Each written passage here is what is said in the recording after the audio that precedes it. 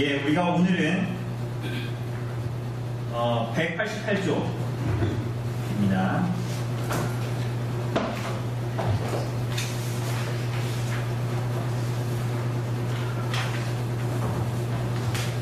우리 벌써 시작한 지 얼마 되지도 않았는데 벌써 절반 했습니다. 근데 절반 했는데 지금까지 한 내용들은 이제부터 볼 내용들에 대한 배경이었습니다. 그러니까 배경도 사실은 재밌었잖아요. 배경도 재밌었는데 이제부터 우리가 할 내용들, 웨스트민스터 총회에서 있었던 일들에 대해서 우리가 좀 보면서 그러니까 우리가 이걸 보는 이유는 하나입니다. 그러니까 우리가 똑똑해지기 위해서도 아니고 우리가 좀 국제적인 시간을 넓히자 이런 것도 아닙니다. 그러니까 우리가 장로교회로서 어떤 교회를 이루어야 하는가에 대한 이해입니다. 그러니까 어떤 교회는 어떤 교회를 이루고 저 교회는 저런 교회를 이루고 이런 교회는 이런 교회를 이루는 게 아니라 가장 성경이 지지하고 있는 성경에서 말하고 있는 교회가 무엇인가를 우리가 좀 알려고 하는 거예요. 알려고 하는 거니까 그래서 우리가 이제 이 종교개 역사를 공부하는 거고 우리가 이제 반이 맞습니다. 그래서 웨스트민스터 총회가 결국 일어날 수밖에 없었던 많은 일들, 하나님의 섭리 안에서 일어날 수밖에 없었던 일들에 대한 기록을 우리가 역사적인 내용이죠. 그걸 이제 봤고요. 그래서 우리가 좀 들어와서 잉글랜드 의회의 여러 가지 간섭은 있지만 그러함에도 불구하고 이 웨스트민스터 총회 그리고 스코틀랜드 총대들이 가서 했던 일들을 통해서 이 결과물들이 이제 나타나는 겁니다. 그거를 우리가 좀 보도록 합시다. 그래서 188쪽에 보면 우리가 이제 앞으로 볼 현재 위치 여기 근거져 있죠. 188쪽에 그림이 그죠? 그런데 현재 위치 우리가 숲하고 나무는 지금까지 본 거예요. 그래서 그 아래 보면 뭐가 있습니까? 제7화부터 12화까지 열매하고 씨앗 이렇게 있습니다. 그래서 교회 정치 7, 8, 9화는 교회 정치, 교회 머리, 노회가 왜 필요하고 뭐 그런 내용들을 이제 볼 거고요. 18은 예배 모범. 왜 이게 필요했는지 우리 다 알잖아요. 성공회에서 무슨 일을 했고 공동기도서 내용이랑 뭐 이런 내용들. 이제 그러니까 웨스트민스터가 새롭게 예배 모범을 어떻게 하나님께 예배해야 하는가 이게 이제 2계명하고 사실은 관계되어 있는 부분이기도 하고요. 그래서 11화에서는 신앙 고백서, 12화에서는 이제 교리문답 이렇게 이제 되어져 있습니다. 그래서 전에도 말씀드렸다시피 우리가 이제 대요리문답 공부할 거지만 그런 순서는 신앙 고백서와 대요리문답이 거의 이제 순서가 같이 가요. 그런데 소요리문답은 우리가 공부했지만 사실은 대요리문답 신앙고백서의 이 순차적인 차례하고는 조금 다릅니다. 구조가 다르다는 얘기예요.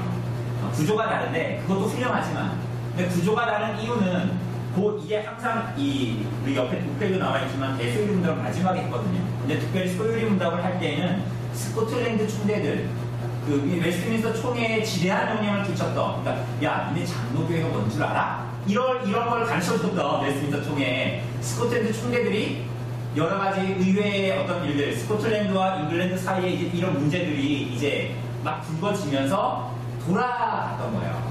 돌아가고 그때에 이제 많은 스코틀랜드 총대들의 영향을 많이 받지 않은 어떤 면에서는 그래서 이제 구조가 조금 다른 면이 있다. 소요리문답이 우리가 대요리문답을 공부하면 요걸 이제 우리가 금방 알게 되거든요. 그래서 이런 내용들을 이제 우리가 앞으로 보겠습니다. 이제부터가 정말 재밌는 내용이에요. 우리 한번 옆쪽에 189쪽이죠. 여기를 한번 제가 읽어볼게요. 숲을 지나 나무를 탐구하느라 고생하셨습니다. 하지만 그동안 쌓으신 배경 지식이 지금부터 본격적으로 도움이 될 것입니다. 이제 우리는 열매와 씨앗을 보려고 합니다. 이는 웨스트민스터 총회가 읽어낸 결실들입니다. 그 결실은 총회에서 결정한 사항을 의회에 제출한 보고서 형태의 문서들을 뜻합니다. 지금부터 소개할 4개의 문서가 바로 그것입니다. 우리가 얘기했잖아요. 웨스트민스터 총회에서 결정한 걸 목사들이나 장로들이 결정한 걸 어떻게 합니까? 이거를 잉글랜드 의회에 보내는 거예요. 왜냐하면 웨스트민스터 총회 자체를 누가 만들었어요? 누가 시작하게 했어요? 잉글랜드 의회에서 시작했기 때문에 그죠? 그래서 그 문서들을 보게 되면 이게 웨스트민스터 총회의 문서들인 거예요. 그래서 4개의 문서가 있습니다. 첫 번째가 뭐예요? 교회, 정치, 2번이 예배, 모범, 3번이 신앙, 고백서, 4번째가 대소요리 문답입니다. 그래서 1번과 2번은 우리가 앞으로 볼 열매에 속한 거고, 그리고 3번과 4번은 씨앗입니다. 씨앗. 네, 그렇게 구분을 해서 좀 보려고 합니다. 예배 아래 나와 있네요. 이 4개의 문서 중에서도 이 책에서는 교회의 정시와 예배 모범을 열매로 분류하고, 신앙고백서와 대소요리 문답은 씨앗으로 분류해 보았습니다. 숲과 나무를 둘러보며 총회가 어떤 상황에서 열리게 됐는지, 그것이 얼마나 소중한 것인 줄 알았다면, 이제 스코틀랜드 총대들의 도움을 통해 총회가 맺은 소중한 결실이 어떤 것들인지 알아볼 시간입니다. 자, 이제 논쟁의 핵심으로 뛰어듭니다. 뜨거웠던 총회 현장 속으로 마음을 단단히 먹고 지금도 출발하겠습니다. 이렇게 나옵니다. 자, 한 장 넘기니까 노란색 표지에 제목이 뭐라고 나와 있습니까? 예, 교회 정치, 교회의 머리가 누구인가? 네, 누구 한번 김 집사님 한번 읽어주실래요? 이제 우리의 시야를 더욱 다른 큰 점에 집중할 필요가 있습니다. 지금부터는 웨스트민스터 총회가 열렸던 그 예루살렘 광으로 들어가서 그곳에서 실제 있었던 일을 관찰할 겁니다. 회의 진행 과정과 그 주요 결과들을 살펴보기 부양입니다. 왜 그렇게까지 해야 할까요? 우리의 신앙과 삶의 표준이 만들어진 역사의 현장을 들여다볼 수 있다면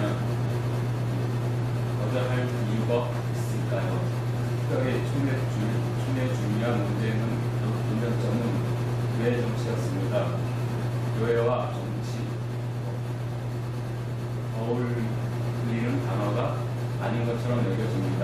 하지만 지금까지 살펴본 바와 같이 누가 교회를 장악하느냐에 따라 교회가 숨겨지기도 하고 타락하기도 했습니다.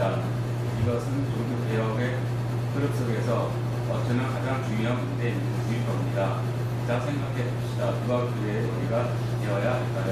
네, 교회의 머리가 누가 되어야 할까요? 예수 그리스도죠? 근데 이제 우리가 이제 좀 더 그 내용을 구체적으로 교회를 누가 다스리고 누가 인도할 것인가에 대한 내용들을 보려고 합니다. 하나님께서 아무것도 수단으로 삼지 않고 교회를 다스리실 수 있을까요? 없을까요? 네? 우리가 믿음이 부족해서 오늘 믿음으로 마지막 12불사 11장 마지막을 했는데, 하나님이 수단 없이 교회를 다스리실 수 있을까요? 없을까요? 하나님이 그러실 수 있을까요? 없을까요? 수단을 하고 가질 수는 있어요. 있지요. 그죠? 있지만 하나님께서는 그것을 기뻐하지 않으셨습니다. 그래서 하나님께서는 사람들의 봉사를 통해서 교회를 다스리시기를 원하십니다. 이게 우리가 오전에도 얘기했던 깔뱅이 있었던 기독교 강조에서 나와요. 그러니까 하나님이 교회를 다스리실 수 있단 말이에요. 하나님 전지전능한 분이고 능력이 있으신 분이시잖아요. 은혜의 통치를 하시고, 그죠? 권능의 왕국 다스리시는 분인데, 그분이 그렇게 하실 수 있음에도 불구하고 하나님은 교회의 몸된 지체들을 통해서 교회를 다스리시기를 원하십니다. 근데 중요한 건 뭐예요? 제가 방금 뭐라고 했습니까? 교회의 뭐를 통해서? 교회의 지체들을 통해서입니다. 이게 참 중요해요. 또 왜냐하면 중세교회나 이런 교회들은 어때요? 주교나 사제 이런 사람들은 어떤 사람들입니까? 선택된 자들.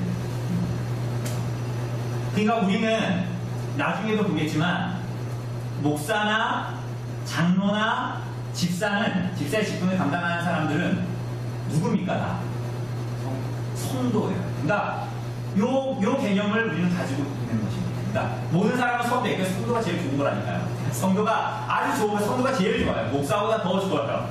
그러니까 모두 다 성도란 말이에요. 그런데 하나님께서는 그 교회의 지체들 속에 은사를 준 자들을 통해서 섬기도록 하시는 거예요.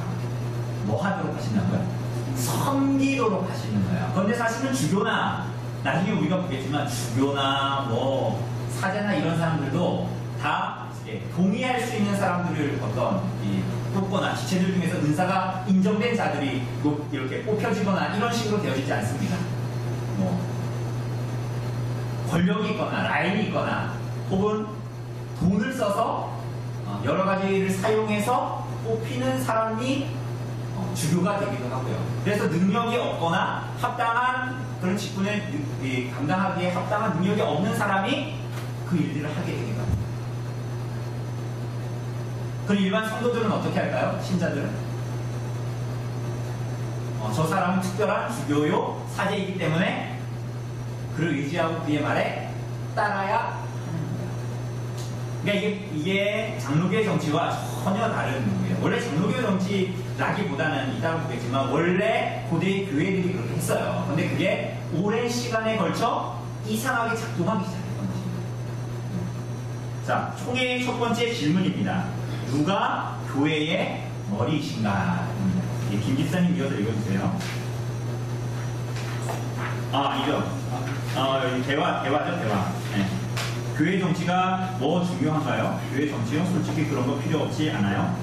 그 아래에 좀 읽어주세요. 회의적인 질문을 던질 때가 참 많습니다.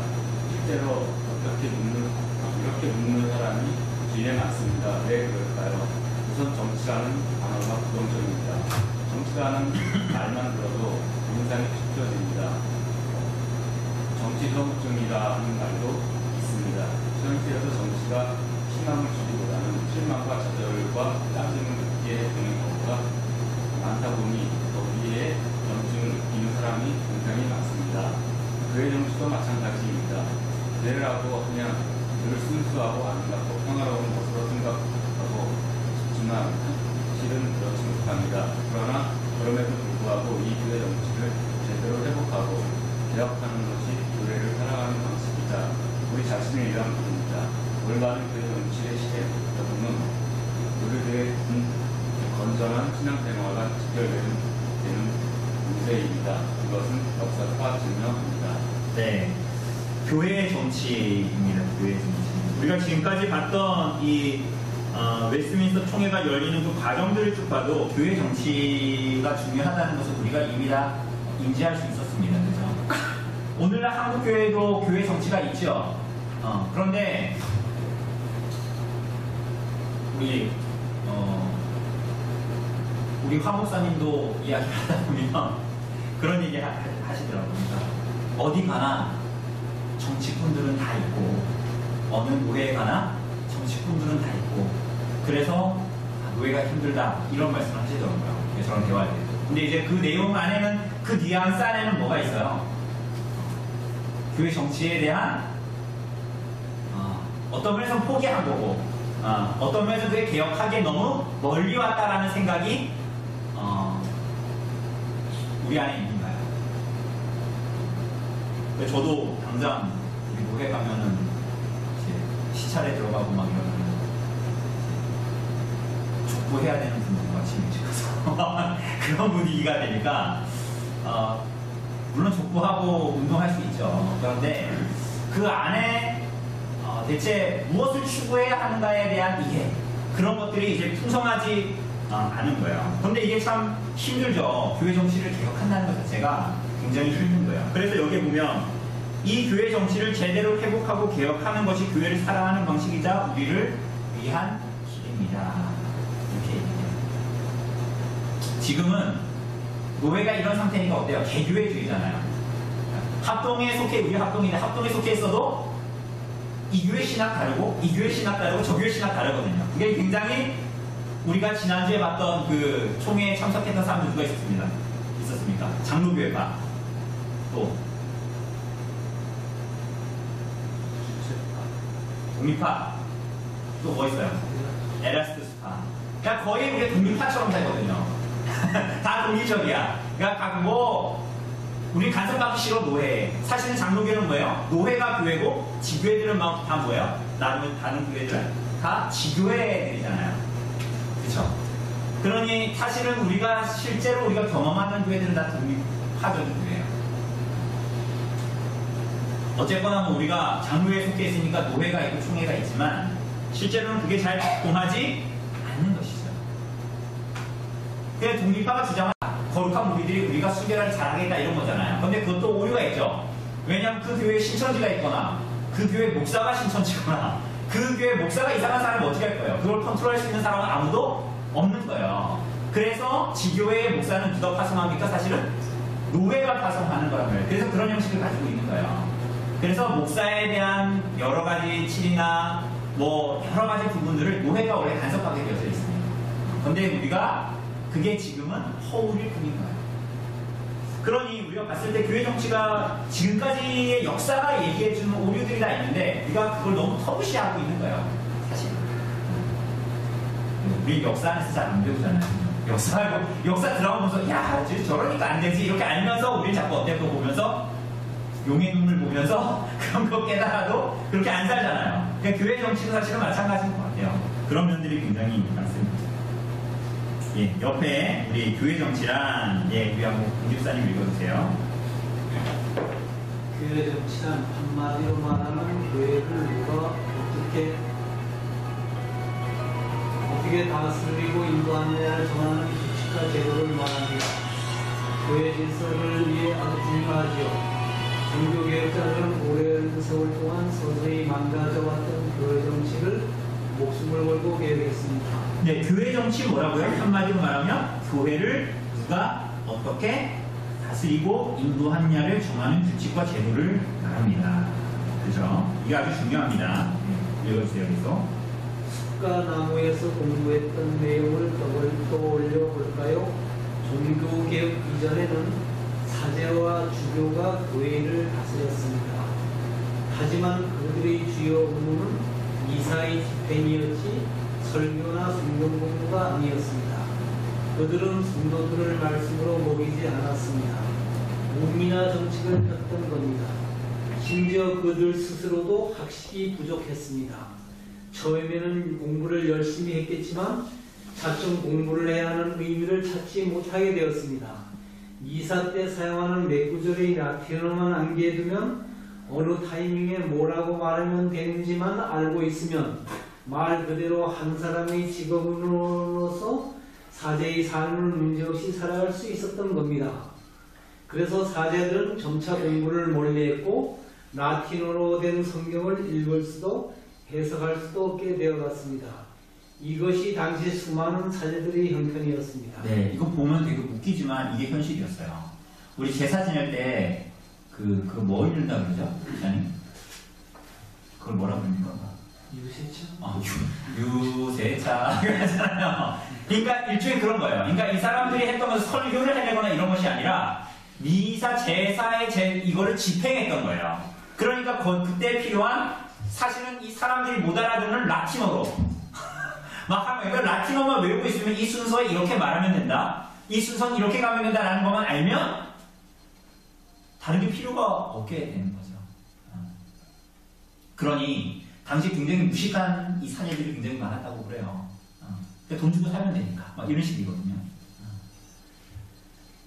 뿐만이 아닙니다. 여기에도 이제 보는 것처럼 그들 자신도 학식이 부족하고 뭐 성경을 멀리하고 그리고 성도들을 말씀을 먹이지 않게 되죠. 그 당연한 거죠. 그죠?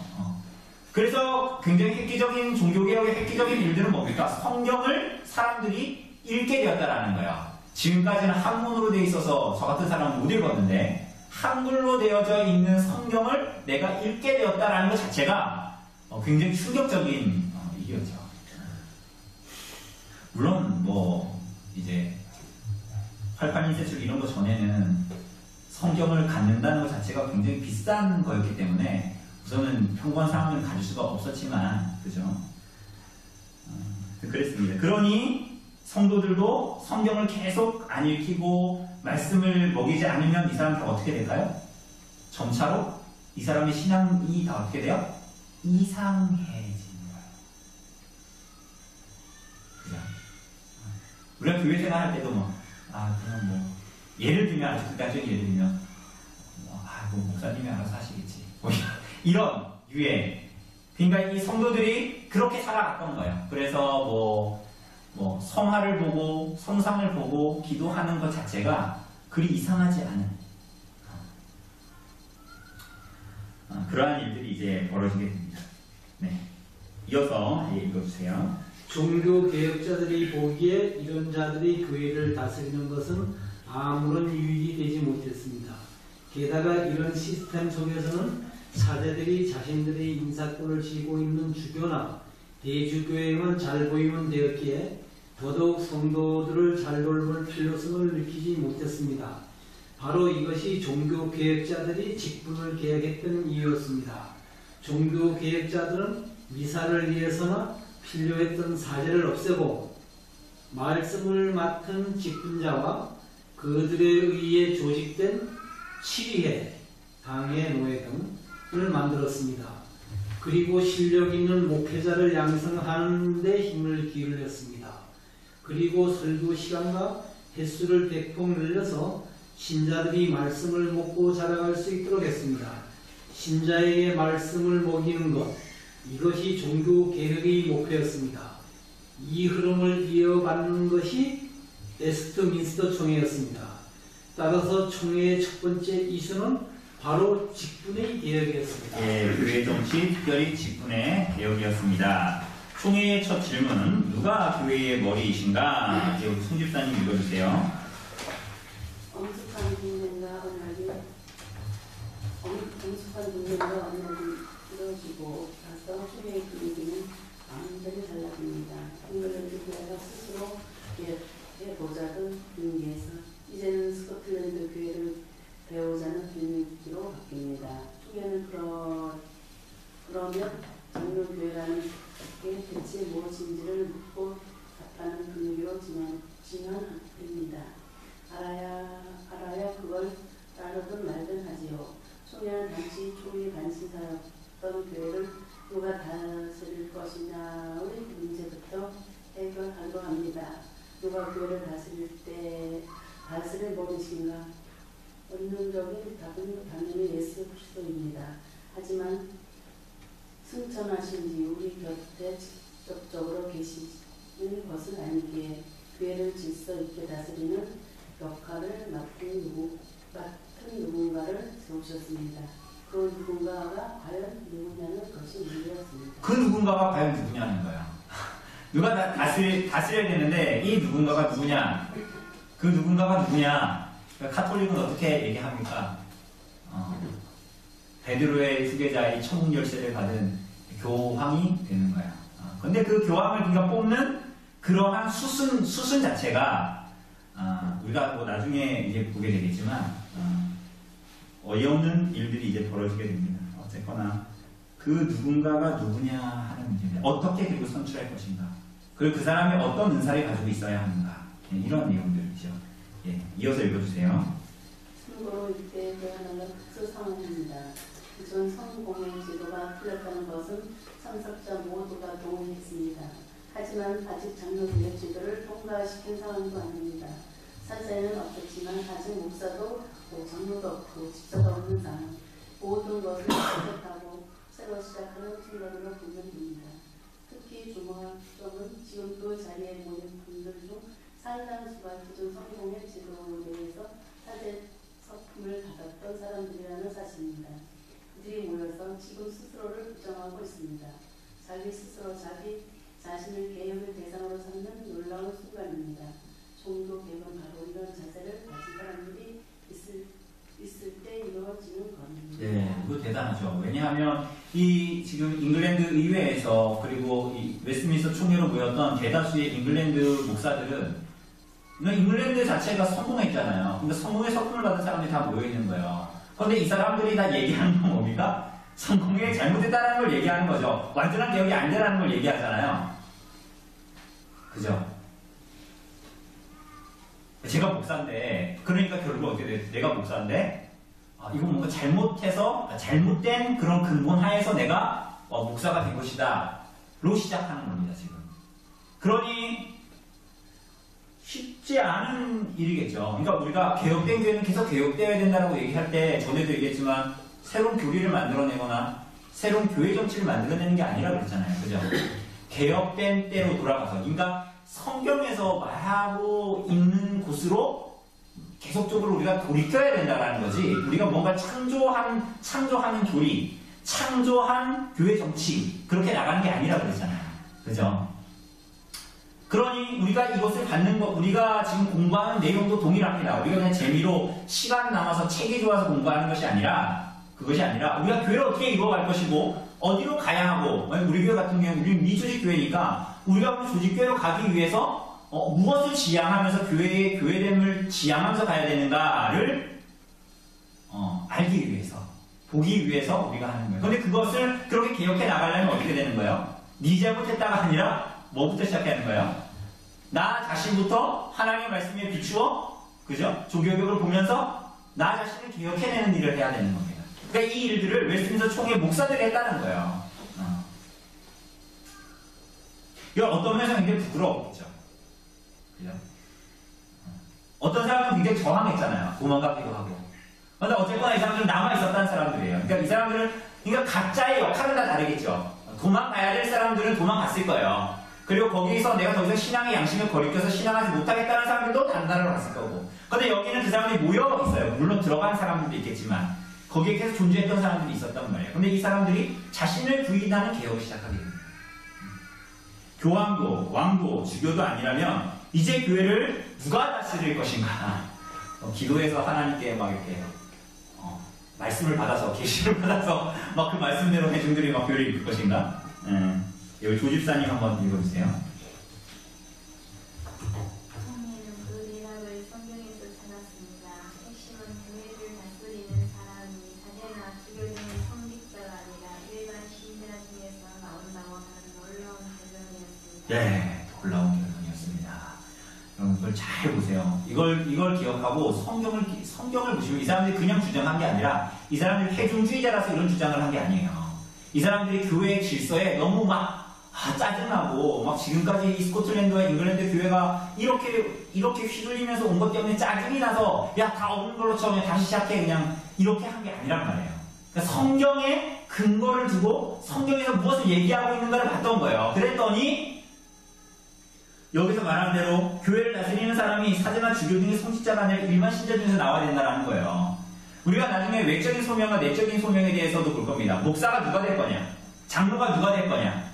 집사가 누가 될 거냐? 우리가 25명이 넘으면 조직교회를 세울 수 있는데, 장로를 세울 수 있는데 25명 됐으니까 장로 세우자. 이렇게 하면 됩니까? 안 됩니까? 겉으로 봤을 때는 그렇게 되는 게 교회가 커지는 거라고 생각할 거예요. 그런데 그 이상이 돼도 장로를 못 세울 수도 있어요. 못 세우는 거지, 안 세우는 게 아니라. 못 세우면 목사가 잘못하는 걸 거예요. 그러니까 안 세우는 거면. 근데 못 세울 수는 있어요. 왜? 성경에 부합한 장로가 없을 수 있는 거예요. 그만큼 성장하지 못해, 교회가 그런 성숙하지 못한 단계에 있을 수 있잖아요. 그럴 때는 무리해서 장로를 뽑으면 됩니까? 안 됩니까? 그죠? 그 목사를 뽑을 때도 외적인 소명과 내적인 소명이 있습니다. 그러니까 내가 하나님 앞에서의 부르심이 있어야 되는 거예요. 그런데 일반 신자들, 제가 만약 예를 들면, 제가 뭐 이제 신앙생활 할 거 아니에요, 교회에서. 근데 하면, 나는, 기도하다가 막 예를 들면, 내가 막, 불을 받았어, 기도하면서. 불을 받아서 나는 목사가 될 거야, 이랬다고 칩시다. 그런데 가끔 이런 사람도 있잖아요. 그 사람 그렇게 날뛰는데 옆에서 봤을 때는, 쟤는 목사가 안 될 것 같은데. 그런 사람 있죠? 제가 이 말하는 뉘앙스가 뭔지 알겠죠? 쟤는 내가 옆에서 보니까 그런 소명은 없는 것 같은데 삶을 사는 거 봐도 말씀 따라 살지도 않고 말씀에 대해서도 탁월하지 않은데 제가 목사하면 될까? 그쵸? 이러면 외적인 소명을 못 받은 거예요. 그런 사람은 교회에서 목사로 그 사람 목회자 후보생으로 추천하거나 그러면 돼요, 안 돼요? 그러면 교회의 재앙이 시작되는 거예요. 근데 지금은 그렇게 할 수 있어요. 지금 시대교회는 많이 그렇게 할 수 있어요. 막 내가 이 교회 다니다가 어느 교회 잠깐 출석해가지고 거기서 달라 그러고 주거든요. 목사의 잘못이죠. 그렇게 하면 안 되죠. 그죠? 어쨌거나 여기에 보면 이 놀라운 결론이 성경에서 도출됩니다. 일반 신자 중에서 나온다라는 놀라운 결론이었습니다. 이렇게 읽어주세요. 이것은 당시 성공의 제도에 있었던 사람들의 시각으로 굉장히 현명적인 주장입니다. 성회는 이 원리에 따라 교회 안에 반드시 있어야 할 직분이 무엇인지 결정해야 했습니다. 학습자들은 이 문제를 풀기 위해 세 그룹으로 나뉘어 성경을 들여다봅니다. 성경에서 교회 정치가 이루어지는 현상들은 구약에서부터 신약까지 전부 살펴봅니다. 어떤 직분들이 있는가, 혹은 사도요, 혹은 선지자로, 혹은 복음 전하는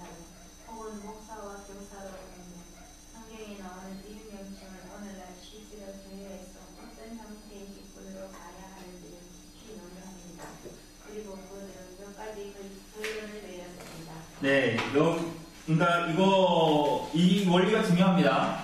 이 총회가 모든 결정을 내릴 때 다 어디에 근거합니까? 성경에 근거해요. 그러니까 야, 내가 어디서 들었는데 미국에서는 이렇게 하더라. 야, 내가 어떻게 들었는데 내가 저 교회에서는 되게 특이하게 하던데 저렇게 해보면 괜찮더라. 이런 거 돼요, 안 돼요? 총에서 멈추지 때 그거 굉장히 창피한 짓을 하는 거예요. 자기 얼굴에 이 콩치는 짓을 하는 겁니다. 뭐든지 하나님의 말씀에 준한 주장만을 할 수 있어요. 그죠? 그것만이 받아들일 수 있습니다. 그러니까 우리가 장로교 웨스트민스터 이 신앙고백서와 그 웨스트민스터 총회 문서를 보자라는 것은 과거를 회개하자는 게 아니에요. 가끔 이런 얘기하는 사람도 있어요. 그러니까 옛 것이 좋아. 과거로 돌아가서 그러면 어떤 사람들이 야 그거 옛날 전통 아니야. 그런 유의 것이 아니란 말이에요. 그러니까 이 사람 우리의 신앙이 더 사상이 성숙해서 예를 들면 웨스트민스터 신앙고백서 말고 뭐 예를 들면 뭐랄까요? 뭐 옛날 유럽처럼 강릉 신앙고백서, 원주 신앙고백서 이런 게 나올 수 있단 말이에요. 그죠? 그런데 우리가 거기까지 갈 수준이 안 되고 그리고 무엇보다도 이 굉장히 특이했던 이 역사 안에 있었던 웨스트민스터 총회에 있었던 사람들이 얼마나 성경에 붙들려 있는 사람이었고 얼마나 했다 그랬죠? 5년 제가 숫자를 잊어버렸네요. 기억나십니까? 5년 7개월 22일 동안 거의 일주일에 한 번 쉬고 그죠? 그 시간들을 보내면서 끊임없이 토론하고 연구하고 발표하고 그렇게 했잖아요. 그죠? 그렇게 해서 나온 결론이 그러니까 역사적인 상황이라고 하면 성경에서 도출된 원리를 아주 우리는 손도 안 대고 받아들이고 있는 거야. 공부를 안 해서 그렇지. 갖고만 다니지. 그죠? 자, 총회가 내린 결론입니다. 예. 그 아래, 그 옆에 보면 교회 정치 4대 쟁점이라고 나오죠? 뭡니까? 노란색으로 되어 있는 거. 교회의 직분은 무엇이냐? 직분자 어떻게 세울 거냐? 노예가 필요한가? 권징의 주체는 누구인가? 뭐 이러한 내용들입니다. 예, 총회가 내린 결론입니다. 예, 우리 김 집사님 읽어주세요. 총회가 내린 결론, 우선 개념을 먼저 정리합시다. 총회는 성경에 나오는 여러 가지 직분을 취합하고 재해석하여 신학의 교회에 항상 있어야 하는 직분을 결정했습니다. 자, 여기서 교회에 항상 있어야 하는 직분, 이것을 항존직이라 부릅니다. 뭐라고요? 항존직입니다. 항존직. 예. 항존직은 뭘까요? 항존직. 네, 거기 아주 재미있게 삼행시로 해놨죠. 항상 교회 안에 존재해야 할 직분.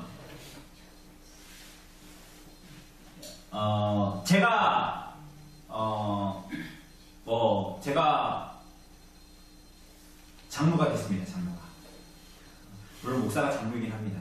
그런데 장로가 됐는데 장로가 그 사람은 아주 죽을 때까지 30살에 만약에 예를 들면 장로가 됐다면 죽을 때까지 7, 80까지 막 거동을 못하고 성도들 신방 못할 때까지 무조건 끝까지 죽을 때까지 무덤 묻힐 때까지 숨이 멈출 때까지 장로입니까?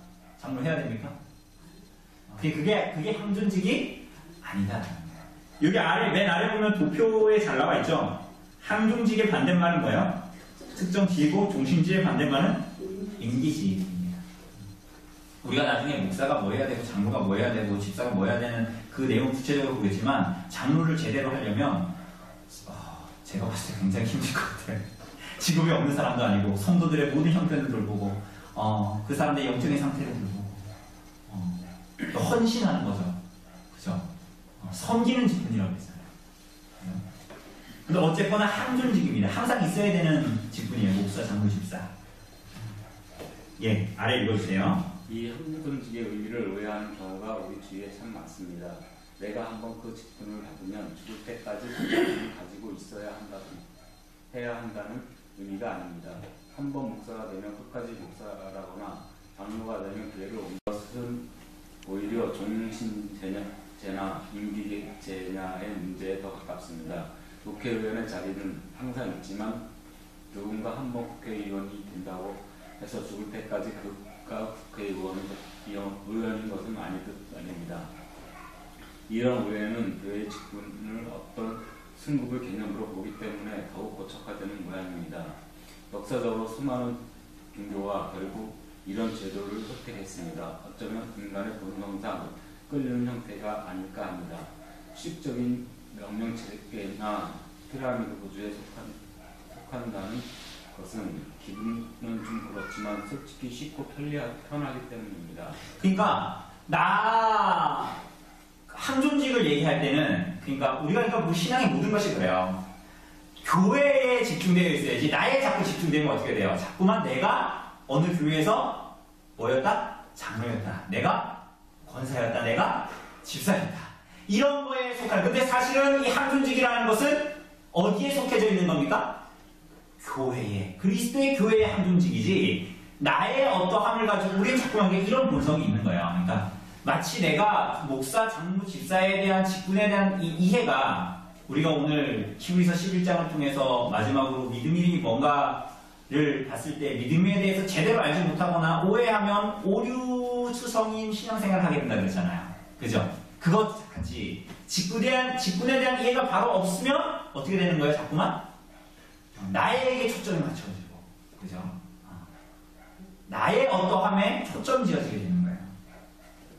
그러니까 여기 보면 교회의 직분은 어떤 승급의 개념으로 안수집사가 안수집사였죠, 사람이. 근데 시간이 좀 지나가지고 서리집사였는데 안수집사가 돼요. 그리고 장로가 되려면 당연히 안수집사부터 시작해야 되고. 이게 됩니까 안 됩니까 이런 말이. 그럴듯하잖아요, 이런 말들이. 그러니까 저게 무식한 얘기를 하는 거예요. 무식한 이해를 하고 알지를 못하는 거예요. 그러니까 옆에 보니까 곰돌이가 얘기하고 있잖아요. 말표에 말부름에 뭐 있습니까? 항존직은 한변 해병대는 영한 해병대지 이런 식으로 쓰는 게 아니란 말이에요. 얼마나 무식한 얘기예요. 그러니까 이런 식으로 사실은 교회 직분을 이해하고 있는 사람이 얼마나 많아요. 그죠? 그러니까 어떤 목사님들은 자기가 목사를 은퇴하면 계속 목사님으로 불리기를 원해요. 그때 부르는 사람 입장에서는 그게 편할지 모르겠지만 사실은 목사에게 직분을 내려놓으면 그 사람은 성군데 저는 되게 홀가분할 것 같거든요. 그런데 목사는 은퇴도 목사로 불리길 바라고 장로들은 얼마나 그것을 바라는지 은퇴장로, 명예장로, 원로장로를 원해요. 아주 이상한, 물론 그게 우리 헌법에 있어요. 그 있는 것도 좀 이상해요. 그러니까 성경이 뭘 얘기하고 있는가? 직분에 대한 발음이가 필요한 거예요. 승급의 개념을 가지고 있으면 안 돼요. 명예직이 아니란 말이에요. 자, 옆에 우리 궁집사님 한번 읽어주실래요? 한국 교회에 유행하는 서리집사나 부목사 등의 용어와 개념 때문에 혼란이 가중되기도 합니다. 예를 들어 서리집사는 매년 임명을 받아야 하지만 안수집사가 되면 이제 항존직이므로 그럴 필요가 없다는 식의 설명이 오해를 더하게 합니다. 장로나 목사 안수 때 과도한 구별의식을 심어주면서 이제는 평범한 신자가 아닌 어떤 특수 계층으로 올라가는 것처럼 느끼게 하는 것도 결국 같은 문제입니다. 네, 이때부터 바리새인이 되는 거예요, 사람들이. 서기관이 되고 바리새인이 되는 거예요. 부목사 어떻게 생각하세요? 부목사. 우리 교회가 그럴 일 없겠지만 우리 교회가 예를 들면 200명이 된다고 합시다. 200명까지도 목사 혼자서 되겠죠. 장로들이 있을 테니까. 그럼 예를 들면 그런 일은 절대로 없지만 500명이 된다고 해봅시다. 물론 그러면 성도의 교제가 잘 이루어지지 않고 힘들어지겠죠. 교회되면 이루지 못하겠죠. 이루기 힘들겠죠. 그런데 그렇게 됐을 때 부목사가 있어야 되겠죠. 맞습니까? 아닙니까? 있어야죠. 그 부목사는 우리가 어떻게 대해야 될까요? 어떤 사람이 이렇게 얘기하더라고요. 부목사는 뭐냐? 부목이다. 무슨 얘기인지 아세요? 부러지잖아요. 담임 목사가 일하다 부러졌어. 그럼 이때 걔는 뭐다? 부목이다. 그게 부목사래. 말장난하는 거죠. 그러니까 목사를 뭐라고 생각하느냐에 대한 문제. 지금은 한국 교회는 당회가 있으면 부목사는 당회에 들어가지 않습니다. 그리고 이제 우리 헌법에도 부목사는 당회 담임 목사를 돕는 사람이라고 이렇게 나오거든요. 근데 제가 봤을 때는 그것은 굉장히 성경에 근거하지 않은 굉장히 이상하고 우리들의 편의에 맞게 만들어버린 것이, 그것도 개혁돼야 되겠죠. 목사는 당연히 들어갈 수 있어야 되죠. 담임 목사라기보다는 우리들 담임 목사라는 흔히 쓰지만 그런 면에서 보면 대표 목사 뭐 이런 식으로 쓸 수가 있겠죠. 그렇게 쓰는 교회들도 있을 거예요. 그러니까 우리가 그런 개념들. 그래서 뭐 항상 어디 큰 교회 가면 부목사님, 저도 남술 수련회 가면은 그 목사들은 대부분 부목사잖아요. 그 부목사라고 부르진 않지만 대부분 행정상 부목사라고 되어져 있죠. 그죠? 근데 사실은 그게 그 부목사라는 것에 대해서 우리가 좀 다시 한번 좀 생각을 할 필요가 있습니다. 목사직에 대한 부분. 예, 제가 이어서 한번 읽어볼게요. 직분은 교회를 섬기는 역할을 위해 존재하고 철저히 그 역할로 섬기는 것입니다. 직분자가 소중한 까닭은 그가 맡은 역할이 소중하기 때문이지 그 자신이 어떤 성스럽고 거룩한 존재가 되는 게 아닙니다. 도구로서 소중히 쓰임받을 뿐입니다. 그러니까 목사가 여러분 어떤 사람이 집사가 이렇게 사람을 뚫어지게 보는 거랑 목사가 사람을 이렇게 뚫어지게 보는 거랑 같아요, 달라요? 달라요? 집사가 사람을 이렇게 뚫어지게 보는 거랑 목사가 뭔가 뚫어지게 보면 내 마음을 뭔가 보고 있는 것 같아요? 다르긴 하다고요? 아니라 그러면 우리가 목사나 이런 직분하고 이 무당처럼 대하는 게 무당처럼 그게 아니란 말이에요. 성스러운 존재가 되는 게 아니란 말이에요. 그 사람이 목사가 안수받은 것은 목사의 안수함은 설교의 권한과 성령의 그 설교 가운데 말씀에 나타남에 있는 거예요. 근데 다른 데 있는 게 아니라고요. 그 사람의 생각을 읽거나 마음을 읽거나 이런 게 아니란 말이에요. 그러니까 우리가 아무한테나 목사한테 머리 비밀고 그러면 안 돼요. 도구로서 소중 쓰임받는 겁니다. 교회 안에서. 직분에 대한 이해가 분명해지면 함중직에 대한 오해도 줄어들 것입니다. 교회 안에 직분이 바르게 회복되고 그에 따른 역할이 바르게 수행될 때 그것이 교회 개혁의 가장 최종 단계가 아닐까 생각해 봅니다. 그런 날이 오면 교회는 얼마나 아름다울까를 상상하며 직분 개혁을 소망해야겠습니다. 목사는 말씀과 성례로 교회를 섬기고 장로들은 그 말씀을 받는 성도들의 삶을 일거수일투족 감시한다라는 것이 아니라 같은 형제로서 다스리는 자로서 권면하고 혹은 돕고 살피고 기도하고 그 사람의 영혼을 위해서, 그죠? 집사들은 교회 안에 있는 사람들과 교회 안팎을 돌보고 가난한 자들을 구제하고, 그죠? 빈민들을 구제하고 형제들을 돌보고 이런 일을 하는 거야. 그랬을 때 얼마나 교회가 아름답겠어요. 정말로 주님께서 말씀하신 대로 너희가 서로 사랑하면 세상에 너희가 내 제자인 줄 알리라고 말씀하십니다. 누가 뭐라 하지 않아도. 웨스트민스터 총회는 함중직에 크게 장로와 집사가 있다고 정리했습니다. 장로는 다시 세 가지 역할로 분화됩니다. 목사, 교사, 장로. 여기서 교사는 신학교 교수 그 정도로 생각하시면 될 것 같아요. 나중에 우리가 또 배우니까. 이 세 직분이 모두 장로의 직분에서 분화됩니다. 모두 다 장로지만 주특기가 다릅니다. 이렇게 이해하시면 됩니다. 그럼 목사가 더 높아요? 장로가 더 높아요? 목사가 더 높습니까? 장로가 더 높습니까? 집사 빼니까 기분 나쁘죠? 목사가 더 높습니까? 장로가 더 높습니까? 집사가 더 높습니까? 그렇죠. 그 이해를 가지고 있어야 돼요. 다만 근데 교회 대표는 헌법상 목사죠. 왜 목사일까요? 왜 목사여야 돼요? 말씀 헌법. 그게 이제 타락의 시작이에요. 그렇게 하면 왜 목사가 당회장이에요? 당회에는 장이 있어야 되잖아요. 회의하면 유재석 같은 사람이 있어야 돼요, 없어야 돼요? 유재석이 아니라 회의를 인도할 사람이 있어야 돼요, 없어야 돼요? 있어야죠. 그죠? 그 사람이 당회장이에요. 목사도 장로는 다스리는 장로, 가르치는 장로가 있는데 목사는 두 개 다 하는 거예요. 그런데 어쨌거나 그 사람들 다 장로예요. 그러니까 장로는 그러면은 장로들도 성도들을 다스리기 위해서는 목사만큼 성경을 알아야 될까요? 아니면 성경을 가장 잘 아는 사람은 목사만 있으면 될까요? 장로도 신학적인 충분한 이해와 성경에 대한 충분한 이해를 가지고 있어요. 목사와 비등한. 그래야 당회를 이끌고 성도들을 돌보고 교회를 돌볼 수 있는 거예요. 그래서 그래서 이 웨스트민스터 총회는 장로와 집사로 구분했어요. 근데 이 당회, 이 장로에는 목사와 그 안에 교사와 정말 다스리는 장로가 포함되어져 있는 겁니다. 예, 다음 주부터 우리가 장로, 목사, 교사, 다음 주 굉장히 재밌을 겁니다. 이 내용에 대해서 우리가 좀 이제 보려고 합니다. 짚어보면서 혹시 질문 있으시면